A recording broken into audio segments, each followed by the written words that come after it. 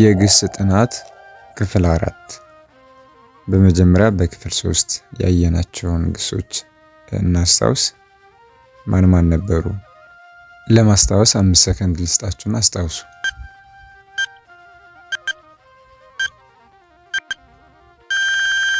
ሁላችሁም እንደምታስታውሱ ተስፋ አድርጋለሁ። አብረን እንመልከታቸው።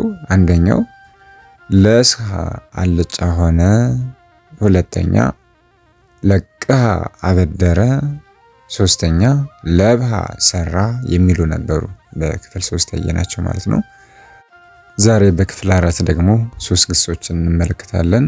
አንደኛ ለትሃ ተጎነጨ፣ ለትሃ ተጎነጨ፣ ሁለተኛ ሎሃ ጻፈ፣ ሎሃ ጻፈ፣ ሶስተኛ ለጥሃ ገበረ፣ ለጥሃ ገበረ። እነዚህ ናቸው ዛሬ በቃል የምንይዛቸው ግሶች። በክፍል 5 ሌሎች ግሶችን ይዘን እንገናኛለን። እነዚህን ግሶች በቃላችሁ ያዟቸው። ሰናይ ዕለት ይኩን ለኩልነ።